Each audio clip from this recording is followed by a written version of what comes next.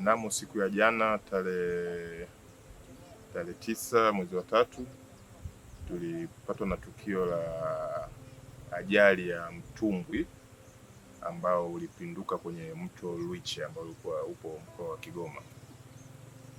Shughuli ambayo ilikuwa inafanyika hapo ni kuvusha watu kutoka eneo moja kuelekea eneo lingine. Sasa kutokana na hali ya spidi ya maji au kasi ya maji ilipelekea ule usafiri wa mtumbwi kupinduka, na mtumbwi huo ulikuwa umebeba abiria 5 akiwemo pamoja na dereva wa 6. Kwenye ajali hiyo ilisababisha watu 2 kupotea na maji kutokuonekana hadi siku ya leo, na watu 4 akiwemo dereva wao wamenusurika na maisha yao yako salama. Kwa sasa kinachoendelea ni zoezi la kuwatafuta wale 2 ambao wamepotea na maji, wamesombwa na maji ambao tujawapata hadi sasa. Kwa hiyo zoezi linaendelea kwa muda huu wa kuwatafuta katika maeneo mbalimbali ya pembezoni mwa mto. Ajali hii imetokea eneo lile la daraja ambalo linajengwa. Pale kulikuwa kuna mtu ambao walifanya diversion au walichevusha ili kuendelea na zoezi la ujenzi wa daraja. Kwa hiyo daraja lilishakamilika, lakini ilikuwa bado hatua ya yale maji sasa ambayo au mto ambao ulikuwa umechevushwa itakiwa pale ufukie ili mto uendelee na njia yake ambayo ilikuwa awali. Kwa hiyo sasa watu walikuwa wanalazimika na kutumia hivi vivuko mitumbwi kuweza kuvuka kutoka eneo moja kwenda eneo lingine, kutokana pale bado kwa kipindi hichi cha mvua maji yanakuwa mengi, inakuwa ni kwenye wakati mgumu kuweza kuvuka, ndio maana wanatumia mitumbwi. Rai yangu especially katika kipindi cha msimu wa mvua hizi za masika, nawaomba tu wananchi wachukue tahadhari. Kuvuka sio vibaya sana, lakini jinsi wanavyovuka, wanavyotumia hivyo vyombo kwanza maji yanapokuwa mengi wachukue tahadhari ya kutokuvuka, lakini pia maji yanapokuwa yamepungua basi idadi yao na mizigo, kwa sababu kinachoonekana pia wanabeba mizigo pamoja na abiria, ambapo inapelekea kuwa na uzito mkubwa katika hivyo vyombo.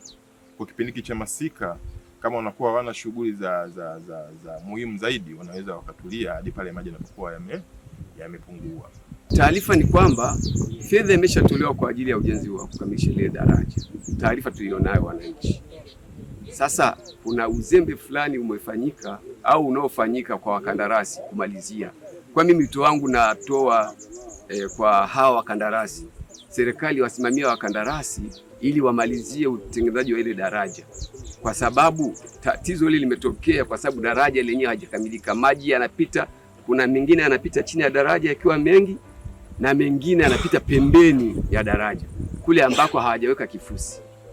Kwa hiyo serikali iwaambie wakandarasi wakamilishe uwekaji wa kifusi katika ile daraja ili watu wawe wanapita kwa mguu. Ndio lengo la ujengaji wa ile daraja.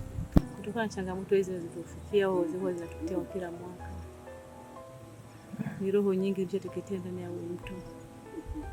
Pato letu kubwa sana sisi wananchi ni ng'ambo ya mto huko, tunakutafutia maisha, watoto wavaeje, waishi vipi, shule, kila kitu.